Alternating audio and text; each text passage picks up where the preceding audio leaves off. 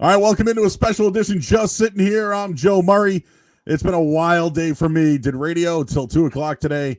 Did my podcast a little while ago with Mike Lockhart. We broke down the NFL draft.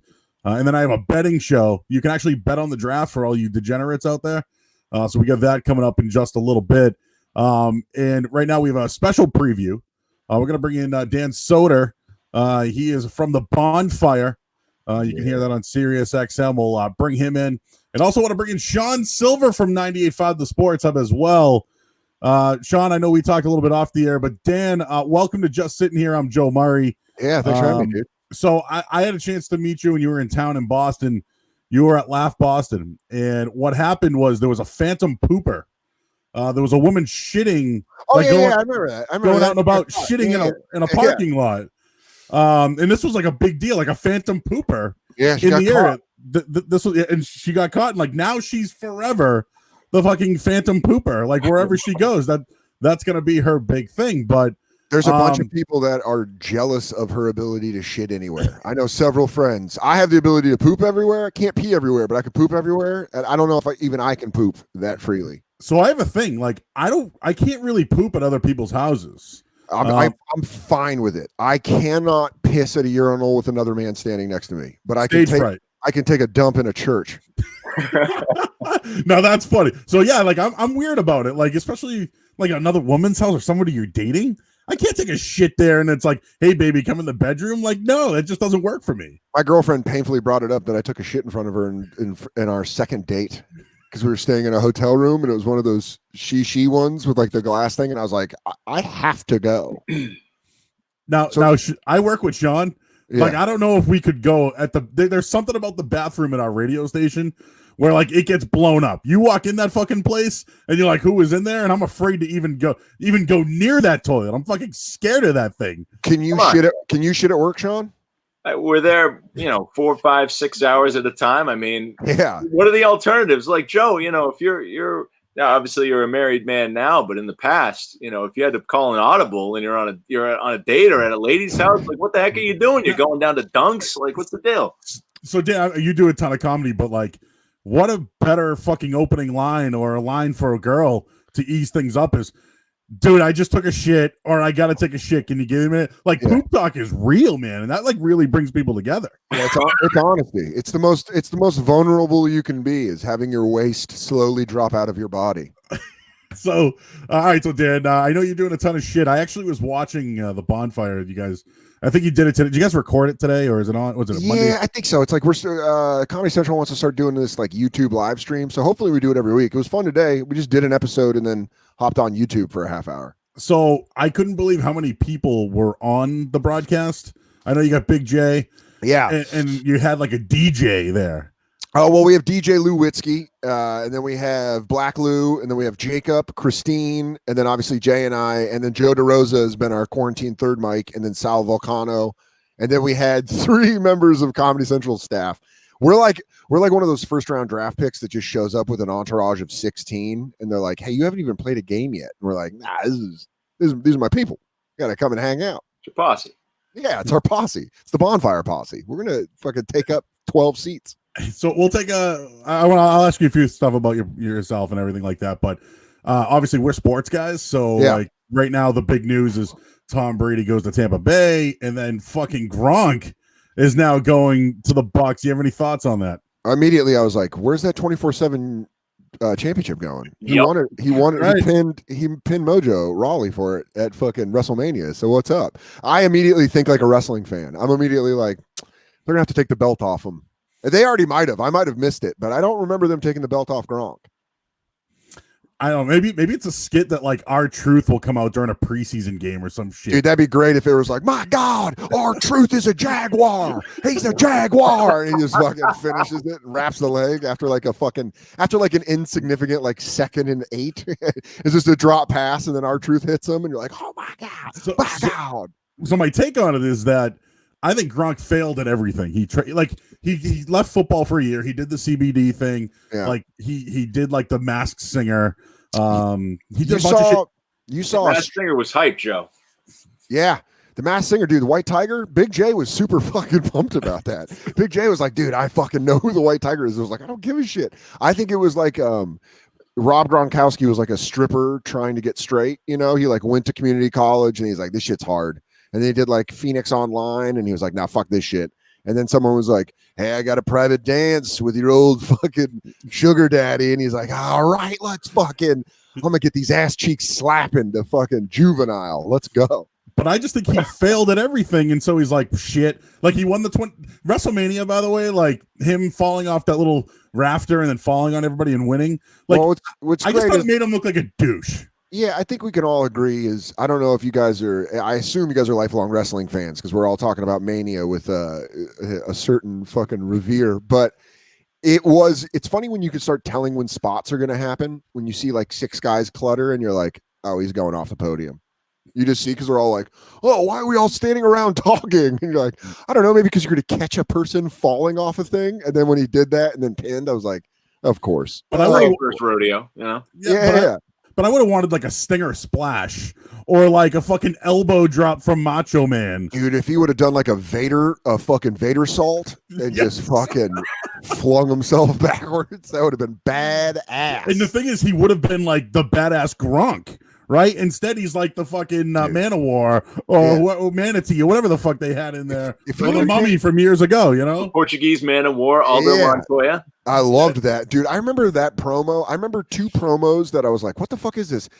Man-O-War and Max Moon. I remember specifically being like, what the fuck is this? I was like 9, and I was like, what the fuck is this? That was Conan, actually. Yeah, dude. Conan was Max Moon.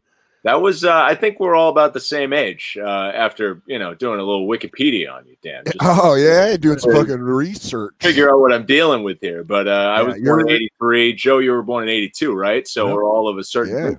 We're all the same. We caught the best years of wrestling easily. We caught the fun, colorful 80s WWF, then caught the badass WWF, then we caught the NWO era of WCW, then we caught the Attitude era, to get the F out.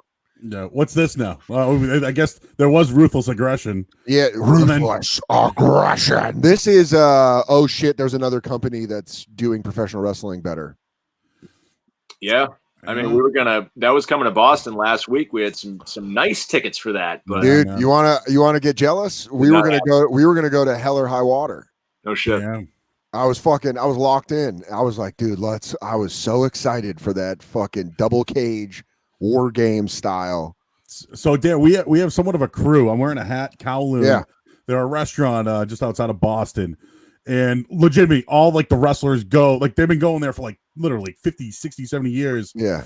And whenever they're in town, like they all come in after, but we go as a crew, man. Like we get a box. Yeah. We do it all up. Like we got our belts. Like it's a fun time. And so on the radio, like, we have the wrestlers come in and we go nuts about everyone that comes in. But like, this is something that like WrestleMania this year, we were bummed out, man. This was like, we do a trip every single year. Yeah. And now we want the crew to take Hollywood next year. Yeah. And we might do it up hard because we weren't able to do it. We actually didn't get our fix this year of WrestleMania. What's weird, man, about wrestling fans is like a lot of people don't realize that they think we're dumb because we like wrestling, but then they also don't understand that like we're some of the best fans to have because we're the most understanding. Like in wrestling, you can make a colossal fuck up with a storyline, a la Goldberg taking the title off the Fiend. Oh. And we'll still forgive you when the Fiend's match is fucking crazy and weird with John Cena. Still, wrestling fans are like, all right. Like, they were like, we got to cancel WrestleMania. And everyone was like, do you? And they're like, we'll do it at the Performance Center. And you're like, yes. And just like the way they're pulling off wrestling, AEW doing the whole, heels on one side, baby faces on the other. They're just like talking shit. I loved the first week when MJF was gambling with the other guys. Yep. And you're just kind of like, yeah, that's what's up. That's what I'm talking about. So I'm glad you're a big wrestling guy. Oh yeah, dude, hold on real quick. Let me bust out I'm wearing a wrestling shirt. So I feel like I'm just talking this shit. And you're like, go ahead. This guy's fucking faking. He's a fake Mark. No, I actually believe that he's got the Macho Man going. I'm representing the Kowloon. Is that a Jake? That's Harley Race. Harley Race, dude. Goddamn right, it's Harley Race. Yeah. So dude, check out on the WWE Network. They did a Stone Cold. Oh, I watched with Ric Flair. I was watching it. I watched it last night. It was fucking great. And he was like, Harley Race was like, "You're embarrassing me out here." Dude, they showed the Starcade in '93 when he's taking on Vader, and he's like, he says in his ear, he's like, "You're embarrassing me." And then Ric Flair comes back and punches Vader in the face. Exactly. Like, Yeah. damn. That's just great. So, have you checked out the Dark Side of the Ring at all? I'm all caught up. I mean, I love Dark Side of the Ring, and if you want to see some cool shit, dude, there's some like early 80s NWA Harley Race Ric Flair $10,000 bounty, which I think we were all a little too young for. So when you go back and watch it and you see like the simplicity of all the spots, like how like, you know, punches and stomps are like way bigger than they are now. Right. It's cool as fuck to see, because Harley Race did this thing where he was like $10,000 to whoever can take out Ric Flair. And he had like a suitcase with $10,000, and he'd come and like throw it at a guy. It was fucking awesome. It was awesome. And they had like a bunch of great guys. I think it was like Cowboy Bob Orton was one of the guys. Wow. It was awesome. It was and fucking... They got the audience in the palm of their hand, you know, for those punches and those stomps. It's, you know, there was a psychology to it. They're the finer points of trade that we love. Exactly. And even Ric Flair said that to Stone Cold last night. He's like, I wish I could tell the young guys less is more. Like less is more. And you're like, man. You know what I miss now is the hot tag. Like, you know, like I feel like there's just not that, you know, like the clap or like the holding the rope and then fucking being like, you tag.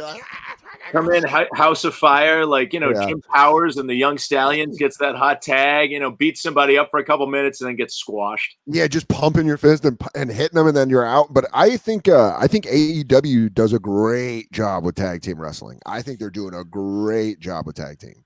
And again, we'll find out what happens. The Revival, a lot of cuts last week. It was a bad week for WWE. Yeah, man. Carl Anderson, and they're keeping Gallows. That's fucking weird. There's like over 35 guys got let go.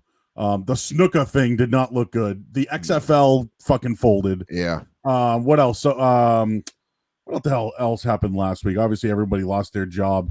And then, like I said, and then, like I mentioned, the Snuka thing. And then the Fink. The fucking Fink passed away. Yeah. Dude, that was tough.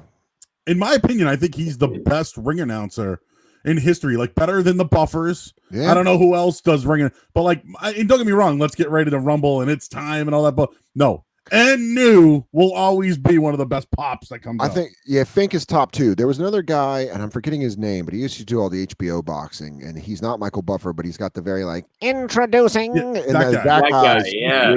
Everyone knows that guy from his voice, but you ask his name, you're like, skinny white guy, bird-looking dude. I don't know. Yep, don't know his name.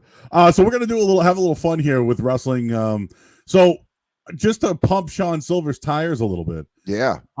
He actually was asked to come on a rap album. He did. Yeah. We've done shows together. And dude, did you do the rap album? So it's Czarface and Ghostface. So someone sent me that clip and was like, "This dude does a hell of a macho," and I've heard it, and it's fucking great. Thanks. Yep. Yeah, that was great because I saw someone like sent me that and they were like, "Did you fucking do that?" And I was like, "I think there's like 6 of us all walking around out there that just do a good macho," and everyone's like, "It's got to be this guy." Because someone hit me up about the video game that the WWE was doing on the phone, like the phone video game, and they're like, someone tweeted at me like, "You had to have done that." I was like, "No, man, no. There's just like there's other daywalkers." Yeah, I mean, it's like Inception, you know. It's just there's one of us here, there's one of us there. We're all watching each other. We all know. We all come together. But that's fucking bad. Being on a rap album as Macho Man is fucking badass. It was fun, and that was another Toucher and Rich hookup there. Esoteric being Boston based, you know, having the Czarface and you know, getting to be always wanted to be a rapper. Yeah. You know, now I get to lead off an album with Ghostface Killer. The only time I met Randy Savage was met Randy Savage. Yeah, while he was promoting his rap album. Be a man. Be a man, Hogan. And he came through Tucson. I was working at KFMA. Shout out KFMA Day. And my boss was like smiling his ass off, and I came in to get my paycheck during the day, and I was doing overnights, and he's like, "You should go to Production Studio 1." And I was like, "Why? What's up?" And he's like, "Just go to Production Studio 1." I was like, "Is someone in there?" And he's like, "Yeah, knock, but go there." And I was like, "All right." And I'm like, you know, those heavy, you guys work at a radio station, you know, those production doors, they're like fucking massive. Yeah. And I like knock and I don't hear anything. And then like I start opening it up and I'm like, someone's doing the greatest Macho Man I've ever heard in my life. And he was just doing, promos for the station. I turned around, took off his glasses. It was like, I got to meet him and I was like, dude, I was just like, I got a signed single of Be a Man. I was like, design this for me. And he was like, yeah, fucking did it. I was like, and then just walked out. And I felt like a 7-year-old child the entire time I was in that room. Now that's something in a comedy skit. Like, ask a room, what's the most obscure thing you have fucking signed by somebody? That's definitely one of them. Not a belt, not a t-shirt, not a program, but the Be a Man single. And by the way, the fucking actual single, and you guys know in radio, it's just in that little tiny sleeve with the fucking thing and written on it. And it's somewhere in a box, I think at my mom's house in Denver. So we're going to do a Macho-off. Yeah. We're going to call it that savage. We'll do it in a minute here. So you mentioned you worked in radio. I've listened to some of your shit. So did you get held at gunpoint outside a radio station? Tell me the story. I mean, dude, that's a long ass story. You can watch it on YouTube if you go to if you YouTube my name and This Is Not Happening. I did it on Ari Shafir's storytelling show, but it was while I lived in Tucson. It wasn't at the radio station. It was at my apartment. Holy I shit. lived with a weed dealer, and fucking bunch of them got set up, and we were one of them. And I was the fucking roommate, and I got caught in it and got like hogged. True Romance shit, like the movie. Yeah. Dude, that's how I always explained it. I was I was the stoner pothead on the fucking couch, just smoking the free weed. And these guys set up my roommate and they caught me on the stairs. And it's like a 17-minute story that I was able to work out. But Ari Shafir heard me tell that on stage. And he's like, dude, you got to do it on This Is Not Happening. And so then, but it's definitely had a fucking 45 to my head and some Vato telling me he's going to kill me. That's insane, man. So we'll plug some of your shit real quick and we'll get into the good stuff. Obviously, Big J's actually been to the Sports Hub. We've had him on there. You guys have probably both been in Boston. Oh, yeah. I know you've done some shit with Amy Schumer. What was that? Years ago. I was in a bunch of sketches on her show on Inside Amy on Comedy Central. And were you in Train? Did you have a scene in Trainwreck? Yeah, I made out with her by a dumpster. There you go. They credited me as dumpster guy. Pretty. I think it's my first movie credit. It was the first movie I ever worked on, which is pretty cool. Did you meet John Cena? No, I missed fucking. They filmed my scene the same day they filmed the scene with LeBron and Bill Hader at the thing where it was like Chris Everett, fucking LeBron, why am I blanking on his name? But Marv Albert. Yeah, Marv Albert. There's a scene where it's like McEnroe, it's like all of them. And they filmed that scene right before me. And I was like, oh, maybe I'll fucking see LeBron. And then it didn't happen. They were like, they're all gone. Now you're ready. And you're like, we got to wait till it's dark. And you're like, fuck you guys. All right. And I know you had the stand-ups, right? You did I mean, fuck that noise. I got my HBO special that came out in December. That's what I was going to say. Tell us about that. Yeah, the Netflix half hour. That was just me doing a special. Way back in the day, right? Too quickly in between hour specials. But yeah, they actually Comedy Central just put out my 2016 hour special, not special, on YouTube for free. I hope unedited. I think unedited. It's like 46 minutes. They don't give you the full hour because they're Viacom. And then you can stream my HBO hour that came out in December, Son of a Gary, on all HBO platforms. So speaking of that, were both you and Jay's dad's name Gary? Is that? Yeah, dude. Both dads named Gary, and we had stepdads named Joe. He had a good Joe. I had a shitty Joe.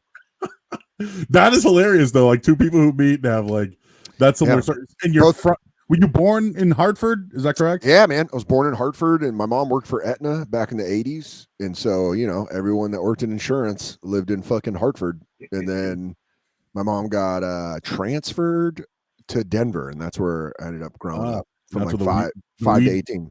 The weed game stepped up, right? Once you went to fucking Denver. Yeah, I didn't have to grow up smoking that sticks and stem shit in Connecticut. Dude, so I'm from Boston. Sean grew up down the Cape. Yeah. So like he's a Cape Cod kid. We know the shit. They're actually making a series about all the shit that's been going on down the Cape. Man, if he's not banging junk, he's already won. That's what I mean. He's already won the victory. Yeah. But dude, just real quick about weed. There was something about weed back in the day where the fucking sticks and stems and all that bullshit got me so fucking high. Yeah. I loved it, but I'd get burned the fuck out. And all my friends were like, "Oh, you got just the kind bud shit." Yeah. The old timers hate the good weed. Like for some reason, they are out on like the fucking White Widow good shit. They want that stick, stems, and seeds all day long. There was a flip. I remember having like, chronic and being like getting weed from Boulder. That was like the thing in high school. You drive to University of Colorado at Boulder and you can get like fucking really light green with hairs, and you were like, oh, this is so good. And then everyone would talk shit and they'd be like, your parents don't smoke weed. And I knew my mom's boyfriend smoked weed. This guy Randy, he was kind of a hippie. And they were like, my mom was like, they left for 2 weeks and came back, and she's like, the house is still standing. And I was like, you should give me some of Randy's weed. Like, I heard Randy's got good weed. And she was like, all right. And they gave me like 2 nugs of Randy's weed. And I was like, I smoke fucking kind bud. This ain't shit. Dude, I fucking got high and got in my car. It's one of the only times in my life where down the block I had to pull over. And I had a panic attack in my fucking car because I was like, I'm too fucking high. And I was like, damn, Randy. And Randy would smoke fucking joints of the shit. So you're like, all right, well, maybe we're wrong that our parents had worse weed. The potheads that continued on, they ended up getting the fucking best shit. The best stuff going. The dabs is what fucked me up. Fuck a dab. Like, exactly. I'm out. Like, I just give me a joint. It's too much. Stop turning weed into crack. Exactly, man. I just want to get high. I don't fucking need it. I want to get high, eat some munchies, watch a movie, and then fucking eat munchies and smoke again. That's literally what I want to do. Some people are chatting in. So we have a chat. People can join the show. People love you. They wanted to ask about the 49ers, if you want to talk about that. Let's talk about the fact that I'm a fan of a team that's going to be the only team to have 2 years of a loss of a Super Bowl. We might not have a football season. That's true. It's just going to be the Niners being like, remember when you guys lost again? And you're like, fuck you. Fucking start the new season. It's like trying to play a game of Madden where you lose and you're like, all right, run it back. And then everyone's like, no, my Xbox isn't working. And you're like, fuck you. Fuck you. Well, that's kind of what's happening with the Bruins. If the NHL doesn't come back, supposedly they can award the Stanley Cup to the team with the best record. Fuck that. They're not going to take that. No. I'm not going to go with that. Yeah, I want football to come back. So the 49ers aren't the fucking number one losers anymore. So again, I do a sports betting show. I'm like the betting guy at our station. And like, we've been betting on like the quarantine eating contest. Okay. Like last night, somebody ate 10 pounds of fucking baked beans. That's too much. Tonight, it's ramen noodle. It's too much. Exactly. Like, I don't know if you could drink a half gallon of milk and 48 Oreos either. Dude, I love milk. I fucking love milk. I think I could take down, honestly. 48, can you do it like under 10 minutes? How many Oreos come in a regular pack? I think 39 is what I heard. I'm going purely milk here. I could fucking take down a half a gallon. I would be uncomfortable. Full gallon, you'll puke. Gallon of milk? Half gallon? I'd be much more comfortable with milk than with that challenge where you had to do the burgers and the chicken nuggets and the sodas. Yeah. The soda would fuck me up. Yeah. Also, do you know the kind of pain you would be in after you ate those burgers and those fucking, like, that's a different kind of, that's a real pain. You're just better off going to sleep for a few days. Yeah. Like milk, you'll just feel bloated and like, and cold. Your esophagus will feel cold. So Dan, I'm over 300 pounds. I don't need to prove to you that I can do the McDonald's challenge. Dude, I wouldn't even think it would make you stop for a second. I think you would walk through that like an open fence door. So here's the deal, right? Especially if you're stoned. I eat so fucking fast, my brain doesn't catch up. So like tacos and shit or bags of chips. I go through bags of chips. I'm like, shit, I ate the whole fucking bag. Yeah, man. That's being a slow eater I was always a slow eater and people talk shit to me about it, but I'm like, nah, man, I know when I'm full. I know when when I've hit the F on the tank. Savor it.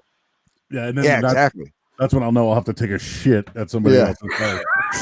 Then you'll fucking really let it go. After that. All right, well, so we get to the good stuff with Macho Man. I just want to ask, you've been Hartford, but like, who are like some of your big influences? Like, when did you think you knew you wanted to get into comedy? I mean, I loved comedy my whole life, just watching it. I think my dad used to let me watch Dangerfield, like when we'd get like the free weekend of HBO. I could watch the Dangerfields where he would like showcase comics. And then, dude, we're all the same age. I grew up with Comedy Central. I think we're like the first generation to grow up with Comedy Central when they actually played stand up. And it was like you would turn on MTV and they'd have like MTV's half hour comedy hour, and then you would see like the two Def drink Comedy minimum. Jam. Yeah, Def Comedy Jam on HBO was like one of my favorite things, and it was like, Martin hosting the season, and you're like, oh, this is fucking unbelievable. But then I think I just started wanting to do it in high school, and then watching Chappelle, and then, getting more and more into like the Opie and Anthony crew and Tough Crowd and the documentary Comedian. And then finally I was like, I'm just going to fucking try it.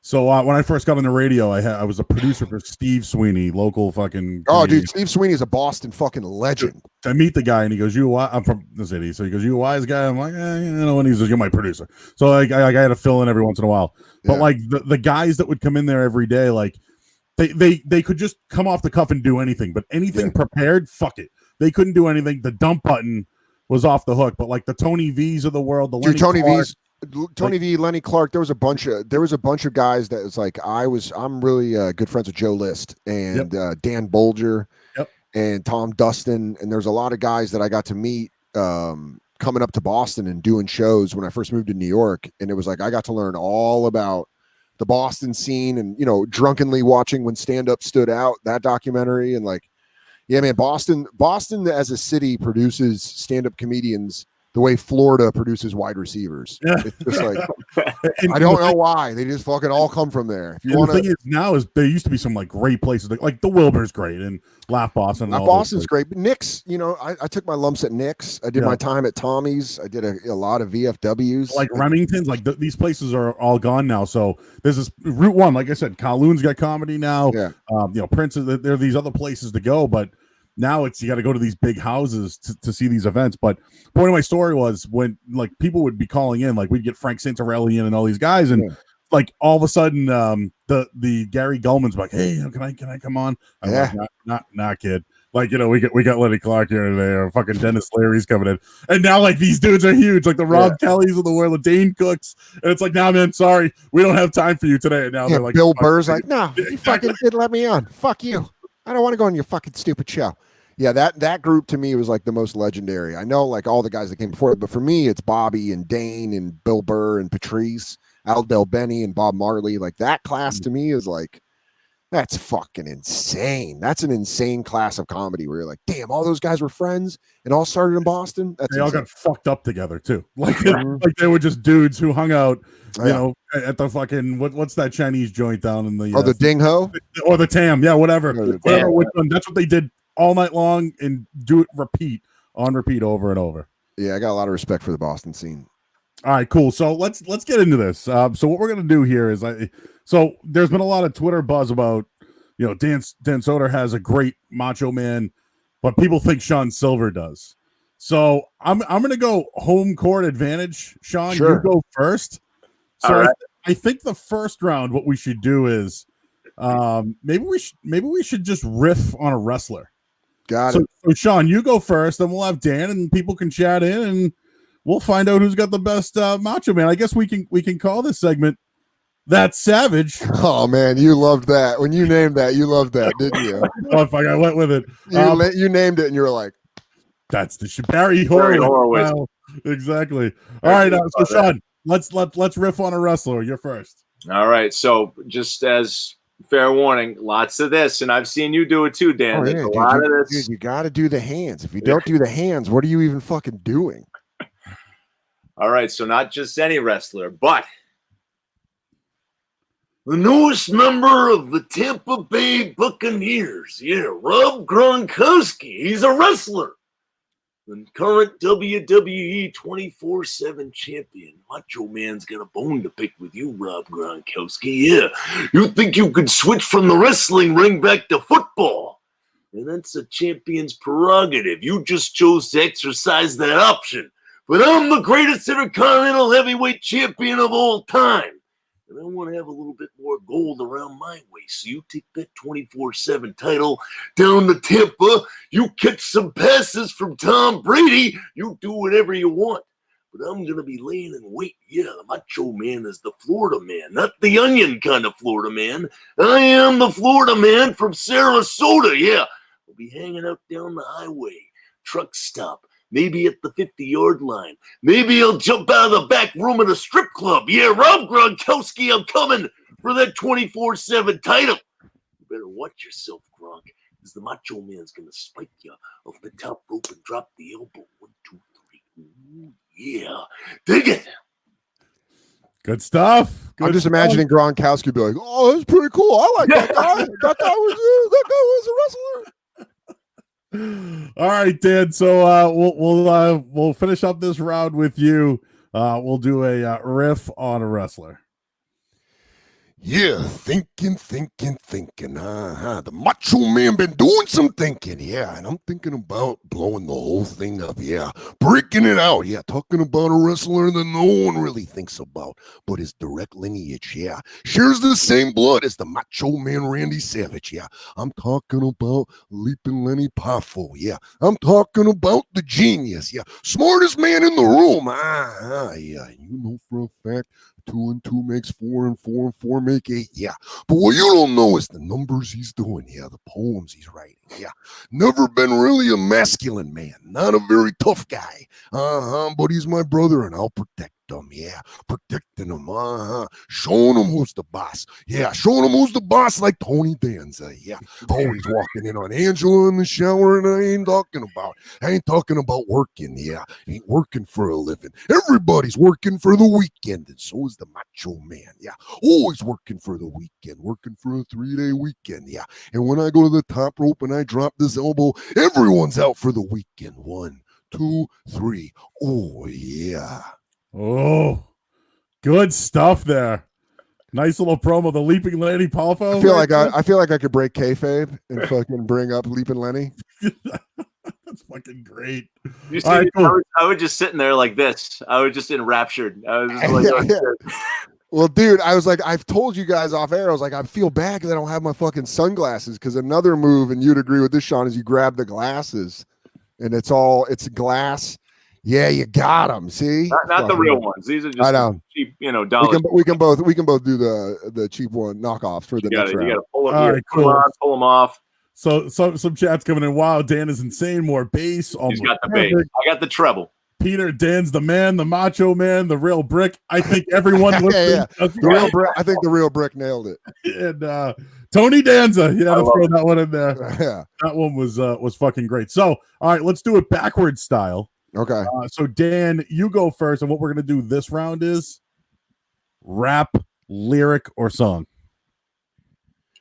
Yeah, this one's dedicated, dedicated to all the referees, who told me I never amount to nothing, I'm talking about all the broadcasters that called the police on me, when I was just trying to win a little money for my title, it was all a dream. All a dream, all covered in Z's. I used to read Wrestling Illustrated, Ric Flair and Holly racing the limousine, hanging pictures on my wall every Saturday, WWF superstars, everything was there, Do you want me to do the full song? That was good. That was good. All right.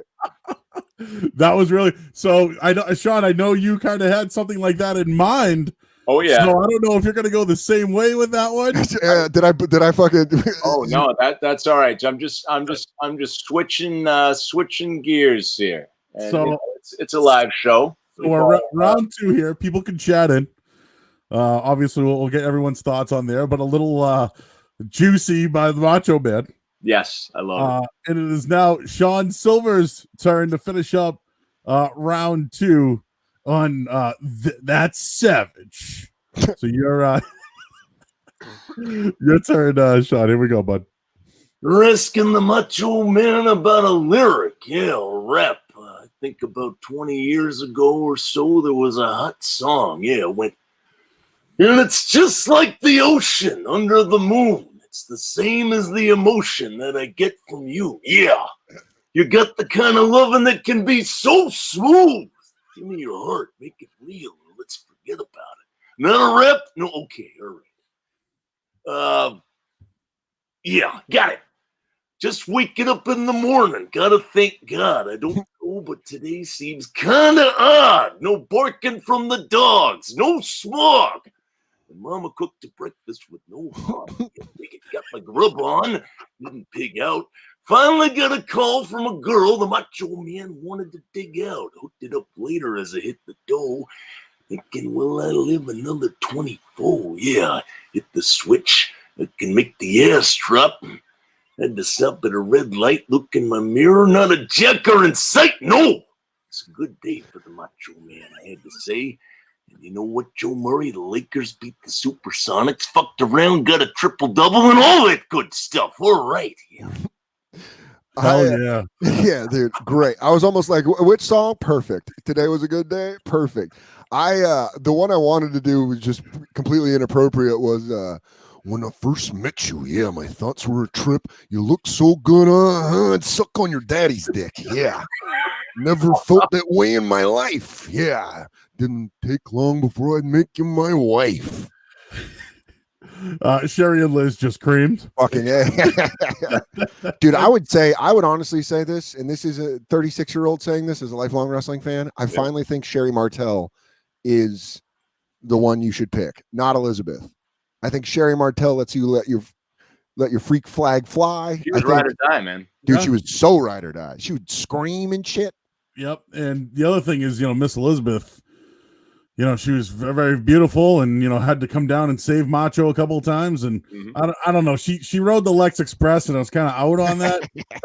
But Sherry's scary. She's sensational. Yeah. So you might be right about that. You might be able to have a little bit more fun with Sherry than Sherry didn't mind getting involved. She'd take a good atomic drop from Hogan. She'd lean great. over the top rope and get knocked into the ring flat. She didn't mind. She was one of the best over the ropes, like pulling someone over the rope. She was one of the best. She was one of the best. And when you listen to like Bruce Pritchard and Conrad Thompson, something to wrestle, they always talk about, like, Bruce will always talk about how like Sherry was like one of the guys. She's just like, fucking, let's go. All right, so we got the final round here.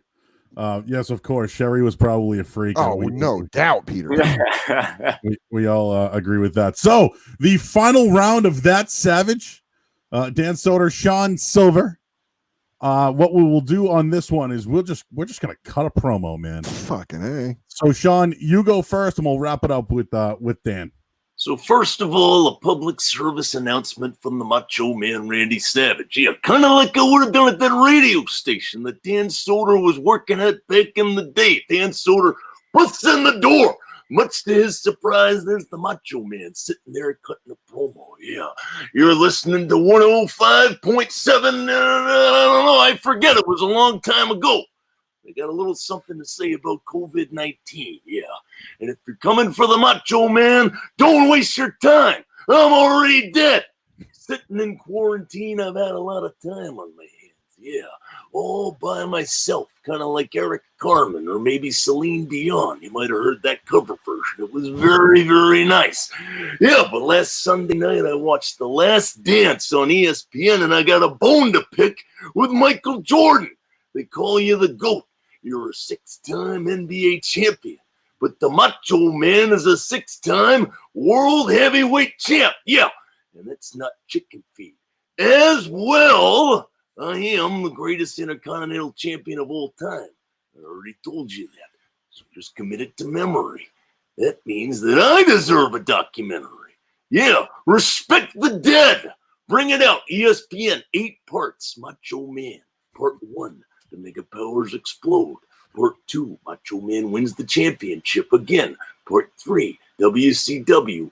Oh, I ran out of parts, but I'll tell you, Michael Jordan, yeah, I already beat your teammate. I already beat up Dennis Rodman at Bash at the Beach. I forget what year. Doesn't matter. Doesn't matter at all, because I'm coming for that ass, Michael Jordan, MJ. This ain't going to be like Space Jam. The Monstars are winning this one. Yeah, I am the cream of the crop. I am the Tower of Power, too sweet to be sour, funky like a monkey, MJ. I'm dunking on you. Yeah. All right, and the final one here. Dan Soder, of course, from the Bonfire, SiriusXM. Let's wrap it up here, man. Yeah, doing a 180. Yeah, doing a 180. Doing a complete 180 on Sean. Yeah, didn't know him. Thought he was going to be an opponent. Might be there for a shake. Yeah, might be there for an intense shake. I've been in isolation. Yeah, pure isolation. Nothing but the thoughts. Nothing but the dreams. Nothing but the nightmares. Yeah, haunting me. chasing me. I'm going for the door and I keep falling, but I'm back up again. Yeah, 6-time champion, and you're right, Sean. 2-time WWF World Heavyweight Champion, 4-time WCW World Heavyweight Champion. Yeah, and there ain't no copying. Yeah, ain't no copying. You can't copy a copy. You can't copy a copy. Multiplicity. Yeah, I'm talking about. I like pizza, Steve. I do. I like it. I like to get it sliced up on, but know that if you're coming for the Macho Man, coming for the Macho King Randy Savage, you come for the King. You bet not miss. Yeah. All right. Let's get those chats in. That was awesome. Yeah, dude, that was a lot of fun. And I just want to go. Now I'm just gonna go watch wrestling. Yeah. That was the first annual edition of That Savage. Dan Soder, Sean Sylver. I will have the people vote. We'll have a vote. We'll put it to Twitter. We'll put it out to the universe all over Twitter and on Periscope and Twitch and Zoom. Fuck yeah. And everything else that's happened. We'll get a vote. Yeah. That was a lot of fun. I do appreciate it, Dan. Tell everybody. So wait, you're in quarantine, man. Oh yeah, too sweet. I'll give you guys a too sweet. Hell yeah. So dude, like obviously right now you're in quarantine. Like yeah. Like when do you know you can get back out on the road? Like shit, none of us do, dude. None of us. I'm just hoping to get back on the road this year. You know, I think everything hopefully it resolves and we get back to life. And when we do get back on the road, fucking telling jokes. Get back telling jokes. Well, when you come to Boston, my man, hit us up. Dude, I'd love to come in and fucking hang out. We'll talk wrestling, and then I'll be late for everything else because I'll just stick around and talk about wrestling for fucking 4 hours. All right, Dan. SiriusXM's The Bonfire. You can check it out. I watched it today. It was good stuff. Hey, real quick, Big J, man, tell us a little about him. He's the best, the funniest person I've ever met in my life. Swear to God, he's just the fucking funniest. I love doing that radio show with him, man. It's a fucking honor. I watched the nunchuck thing, you guys. Yeah, yeah, dude. We just it's crazy that they still employ us. It's just crazy. All right, he's Dan Soder, SiriusXM's The Bonfire, and we can check out what your hour-long go stream Son of a Gary right now out on all HBO platforms. You got it, my man. All right, everybody. Sean Sylver, thank you as well. Thanks for everybody to watching. This is Just Sitting Here. I'm Joe Murray, and I will end the